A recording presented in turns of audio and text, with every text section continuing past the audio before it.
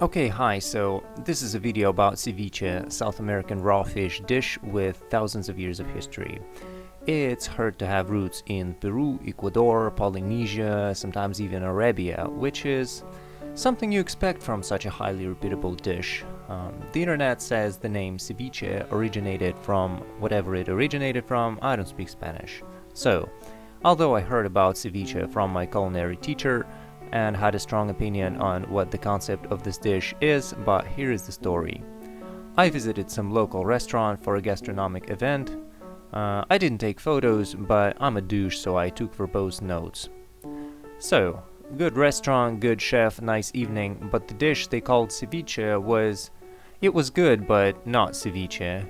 I told the chef why I think that, and went on with my life. A year later, I go to another gastronomic event, to a bigger restaurant from the same company, and I see the same chef from the previous event. This time, it's not exactly his event, but he's on the team.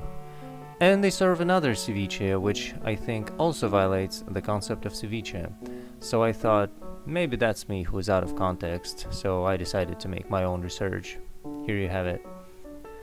This first book says ceviche is raw fish marinated briefly in citrus fruit juice. Originally, freshly caught fish was eaten with the acidic tambo fruit, a large banana-like passion fruit. I have no doubt about tambo, but the passion fruit that we here commonly call maracuya is very acidic, 5% citric acid, same acidity as lemon, but has a more interesting exotic taste.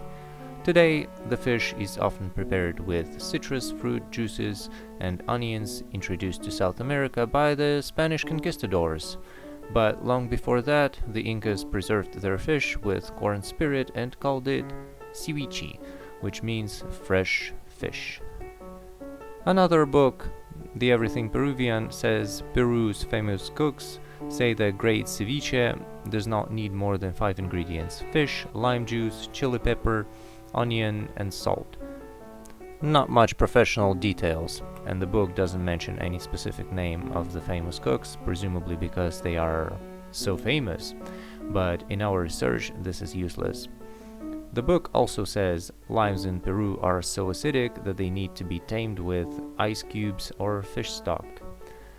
And I've seen on the YouTube that sometimes ice cubes are mixed with the fish, sometimes left in the dish, sometimes removed before serving. My opinion is, if that's a high cuisine, the ice cubes should be made not from water, but from a tasty liquid of your choice, and left in the dish so that it remains cold as a winter breeze during a hot summer. Gaston Acurio is a Peruvian chef that was actually the source of information for my teacher. Which is where I learned about this dish. She read like 50 pages on ceviche in probably some other book of Gaston Acurio, also in Spanish, which I couldn't find, but I don't even speak Spanish to read it, so I will use different sources than my teacher for this research and compare the results. My impression is that this dish's concept is making a high-acid marinade that is mostly to kill bacteria, because we're eating raw fish in hot Peruvian climate thousands of years ago. No fridge, no electricity, no modern kitchens. To make ceviche, you need to catch and kill the fish. I don't know about ikejime, cause this is Peru, not Japan. Poor fish, by the way, but still a better death than suffocation. Then we have to take it apart. Remove scales that has bacteria, remove internal organs which have bacteria, remove bones, remove skin that has bacteria. This all should be done very carefully, because all of these bacteria should not touch the edible flesh that is eaten raw. To go further, we're marinating the fish in high acid that'll kill the bacteria even if it ended up on your fish. The marinade is so acidic that it denatures the proteins on the fish's surface, so that the color whitens and the texture changes a little bit, just like it happens when you squeeze a lemon on an oyster. That was my original impression of the concept of this dish. So I can't read Gaston Acurio's books, but look what I found on the publicly available preview pages from the Ceviche Power book. This looks so French I can't resist to show you. It's got French-style plating with Parisian balls made with noisette cutter and something that looks like a vegetable tournée, but in fact is a quenelle from Sorbiette de Cocona, some local fruit. If you analyze it further, for the best experience, it probably needs to be eaten in a certain order, like left to the right. You eat ceviche with the sweet potato Parisian balls and finish it out with a Sorbiette quenelle and have a drink. Some dishes just expect too much knowledge from you to enjoy them fully. You gotta know what it's made from, you gotta know what it tastes like to kind of have the better experience. You know, a lot of restaurants just don't have that much verbosity in their menu to tell you what each element is made of. I mean, the menu is not a reference book. Most of the times, the guest will not look back on the menu after placing the order and while eating to recall what it's made of and find out the best way to eat it. Actually, most restaurants take away the menu after receiving the order. But if it's a gastronomic event where the chef makes a small introduction before each course and the booklet with the menu for the evening is small and beautiful and is meant to stay on the table, that would work nicely. So, from this nouvelle style plating, you can easily guess that Gaston Acurio has a French background. Actually, he finished Le Cordon Bleu Culinary School. But, in fact, this dish is not his own. It's a dish from another featured chef, José Alfredo Aramburu, I hope to pronounce it correctly. This dish is called Ceviche of Three Regions, without mentioning which ones. The Great Ceviche book by Douglas Rodriguez. To find a definition of ceviche, I look inside this huge professional book specifically about ceviche. It defines it as any mixture of fish or shellfish that is, attention, cooked by the acid of a citrus marinade, although he himself often blanches or sautés his shellfish before marinating, and typically enhanced with chilies, onions, and cilantro. A little different from the Everything Peruvian cookbook, here we have cilantro and the salt is not mentioned. The author suggests that maybe this dish was made for the first time by fishermen who had limes on board to cure scurvy, and I assume that made sense for them to cook ceviche in general, because it had vitamin C and required no fire or electricity. But before the 13th century, it was not a common knowledge that citruses cure scurvy, and even after it became known, Vasco da Gama and Magellan still lost almost all their crew members to scurvy. And ceviche is a dish that has thousands of years of history. The Incas probably didn't even know what scurvy is, they were just eating ceviche for other reasons, and this also prevented scurvy, so they didn't even know it exists. The author says that ceviche is a social food found on every table on any social occasion, sometimes accompanying beer, which makes sense because, surprise surprise, ceviche is actually a hangover meal. Its most popular marinating liquid, called leche de tigre, tiger's milk, is believed to cure hangover. Tiger's milk is lime juice, fish stock, sometimes pieces of fresh fish, chilies, onions, and whatever else you want, blended to look like milk.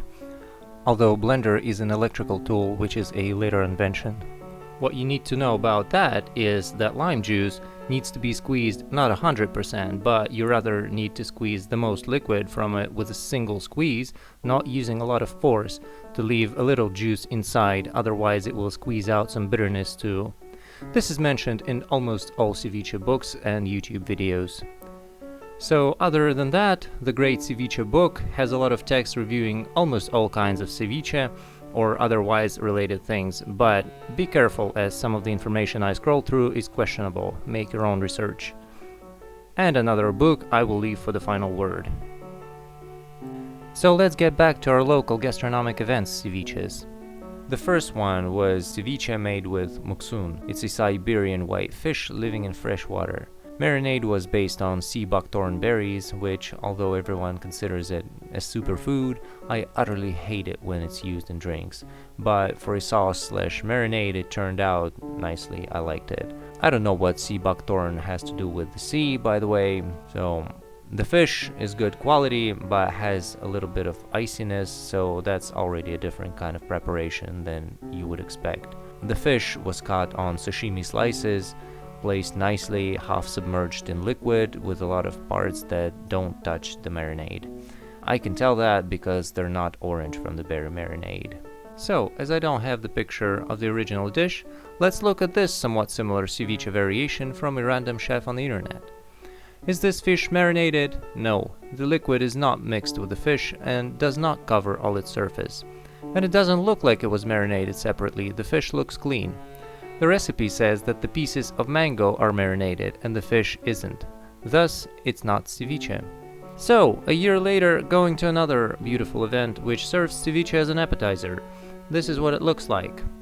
No leche de tigre, slices, not cubes. The fish is the sockeye salmon, nierka, not white fish. The flowers are made from radish, liquid, sweet, sour sauce of low acidity. Some of the salmon pieces have a paper-like top surface that reveals that they didn't touch the liquid, so that's definitely not ceviche. Let's think how to call it while reading another book. Ceviche by Martin Morales.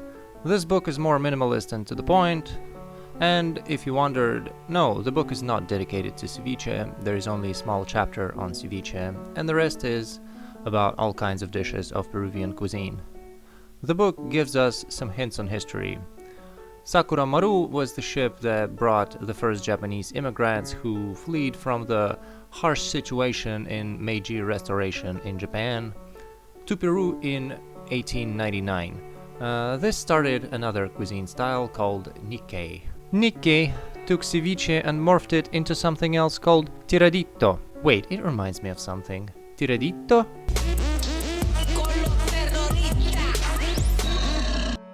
Oh, that's actually a different word. Never mind. So, tiradito rarely contains onions, has a lighter taste, still marinated in the tiger's milk, but often modified to include Japanese flavors like soy sauce, mirin, sake, etc. Red salmon cut as sashimi is also a Japanese influence. The sauces that are not as acidic to denature the proteins are also common. So let's just call it tiradito and move on.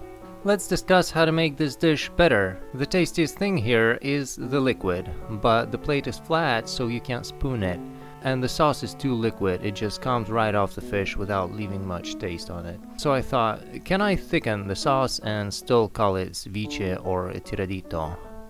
Well, leche de tigre wouldn't receive much critique for having a milky texture, even if it's thick. But when it doesn't look like milk, I don't know. If you have an opinion, leave it in the comments. But look, this ceviche from the Gaston Acurio's book doesn't even have a liquid marinade.